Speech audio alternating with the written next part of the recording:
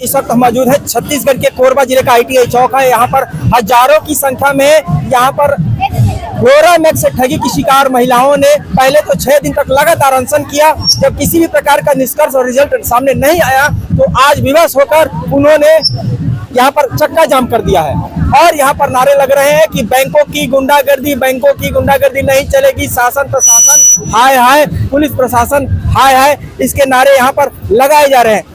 अब कारण क्या है? पुलिस प्रशासन और जिला प्रशासन हाय हाय के नारे आखिर क्यों लगा रही है महिलाएं? क्यों बैंकों की गुंडागर्दी नहीं चलेगी इस तरह के नारे लगाए जा रहे हैं? आखिर बैंक किस तरह से इन्वॉल्व है इसमें? आइए जानते हैं पूरा मामला। क्या नाम है आपका? जी, मेरा नाम है संगीता बर्मन। मैं कर्जमुक्त भारत अभियान टीम छत्तीसगढ़ से प्रदेश अध्यक्ष हूँ।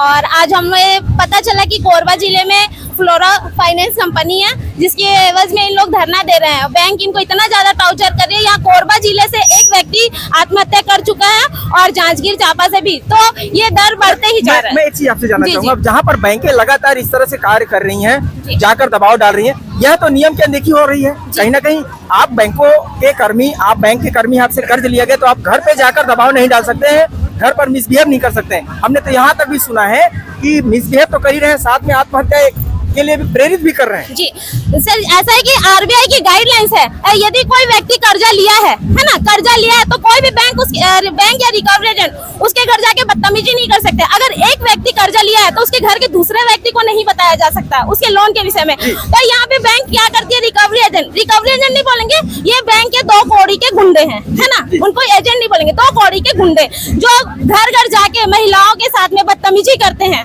हाँ, लोगों के पास समाज में उनकी छवि खराब करते हैं। लोन लिया तो क्या गुनाह कर दिया है? नहीं, बिल्कुल भी लोन लेके कोई गुनाह नहीं किया गया है। RBI की लोन तो लिया गया और लोन उस वक्त जहाँ पर कितनी जांच टीम बैठती है, कई जांच होते हैं, चप्पलें घिस जाती है, फिर भी लोन कईयों को नहीं मिलता है।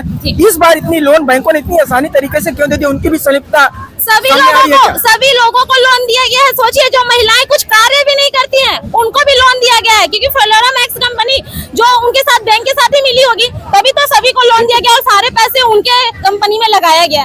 और अब ये है कि वो कंपनी बंद हो गई और बैंक इन महिलाओं को टॉर्चर कर रहा है और सारी महिलाएं इच्छा मृत्यु चाहती हैं। तो क्या शासन प्रशासन इतना भी नहीं सुन सकती है कि ये महिलाएं यहाँ पे क्यों है? जब वोट मांगा जाता है तो नेता पूरे हर एक के घर में जाता है, हर एक से जनसंपर्क करता है, तो यहाँ पूरी महिलाएं यहाँ पे आई हैं, तो नेता शासन प्रशासन यहाँ पे क्यों नहीं आ रहे हैं? हम बार बार यही कहते हैं कि आखिर जनप्रतिनिधि होते किसके हैं? क्षेत्र के जनप्रतिनिधि हमारे प्रथम नागरिक हैं, घर के मुखिया के समान है। यदि हमें तकलीफ में देखकर ये अपने घरों पर दुबक कर बैठे हैं तो कहीं ना कहीं यह निराशा है और बेहद भारत देश का दुर्भाग्य है कि जहाँ पर एक तरफ महिलाओं को संबल बनाने के उद्देश्य से कई योजनाएं लाई जाती हैं, वहीं दूसरी तरफ इन्हें सड़कों पर मरते हुए छोड़ दिया जाता है। ये बेहद ही दुर्भाग्य है। अच्छा, हम यह जानते हैं और आपसे यह पूछना चाहते हैं कि अभी हमने सुना कि यहाँ की जो आंदोलनकारी महिलाएं थी, आप सबों ने नारा दे रही थी कि जिला प्रशासन हाय हाय, बैंकों की गुंडागर्दी नहीं चलेगी। तो बैंकों की गुंडागर्दी का तो हमने सामना कर लिया और पता चल गया किस तरह से वो कर रहा है। शासन प्रशासन हाय हाय क्यों? शासन प्रशासन यहाँ भी जनता की सुध नहीं ले रहे और पुलिसकर्मी तिरंगा झंडे की अपमान करते हैं। अपने पैरों तले तिरंगा झंडा को रौंदा गया है तो ये पुलिसकर्मी उसी को सलामी देते हैं कि नहीं देते हैं? तो फिर उसका अपमान कैसे कर सकते हैं? वो सारे पुलिस अधिकारी को सस्पेंड होना चाहिए। अच्छा, कब की घटना है ये? परसों रात की। और महिलाओं को पकड़ के ले जाया गया है रात को हॉस्पिटल ले जाने के बहाने से। जब वहाँ पे नॉर्मल थे तो इनको वापस लाना था, इनको बंदी बनाया गया, महिलाओं के साथ में बदतमीजी की गई, उनको चोट भी लगाया, कपड़ा फाड़ा गया। तो ये शासन प्रशासन पुलिस वाले के ऊपर क्यों कार्रवाई नहीं कर रही है?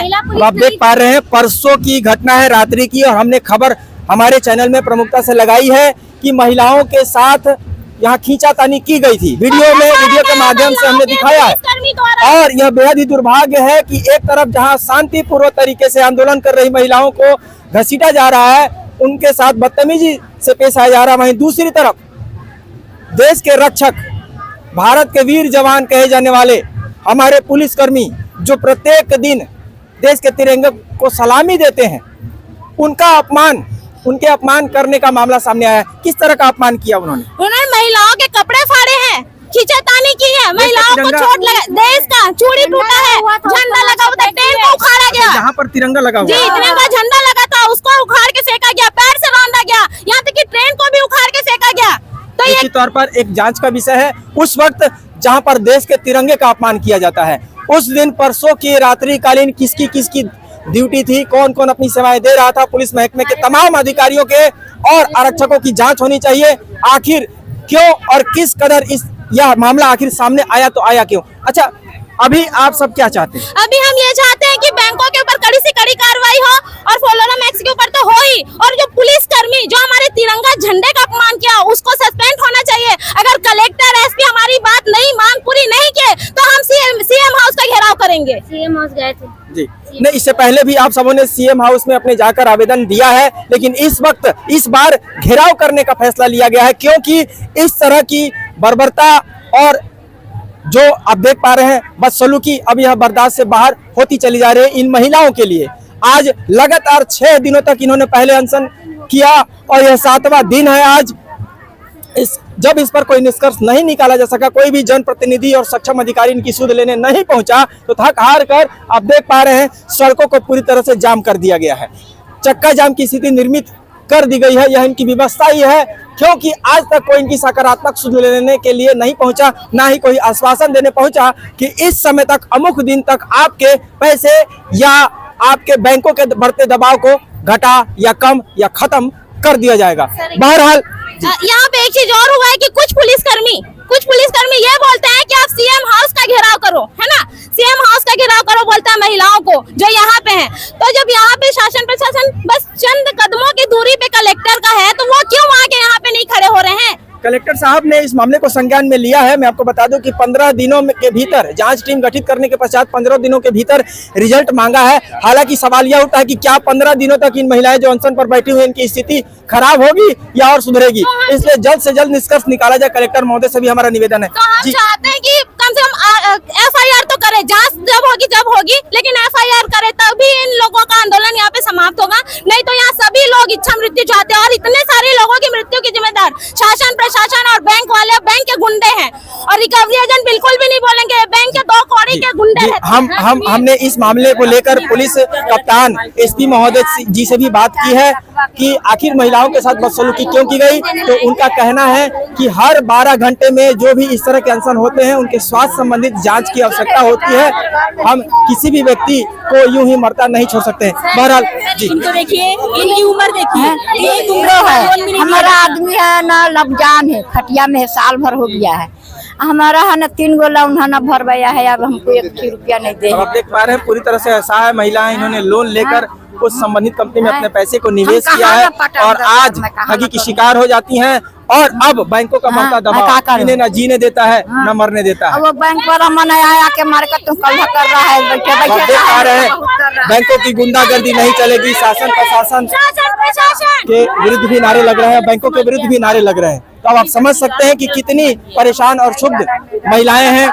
इन पर जल्द से जल्द इस मामले को संज्ञान में लेकर क्षेत्र के मैं मुख्यमंत्री से लेकर भारत देश के यशस्वी प्रधानमंत्री से भी निवेदन करूंगा, श्री नरेंद्र मोदी जी से भी, कि यदि इस मामले में जल्द से जल्द कोई निष्कर्ष नहीं निकाला जा सकता तो कहीं ना कहीं बेहद ही बड़ी और गंभीर समस्या हमारे देश में उत्पन्न होगी। उस वक्त जब तमाम महिलाएं सड़कों पर आएंगी और अनेक क्षेत्रों का घेराव करती नजर आएंगी, इससे देश की तरक्की में भी रुकावट होगा, बाधा पड़ेगी। तो कहीं ना कहीं तमाम चीजों को संज्ञान में लेकर मद्देनजर रखते हुए इस मामले को तुरंत संज्ञान में ले और कोई निष्कर्ष निकाला जा सके। बहरहाल इस खबर को लेकर अपनी प्रतिक्रिया देना न भूलें।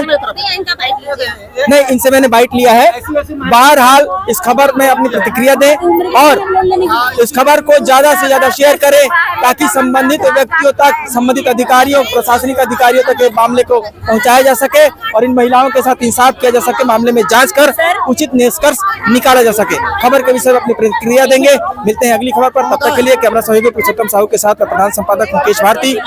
जय हिंद।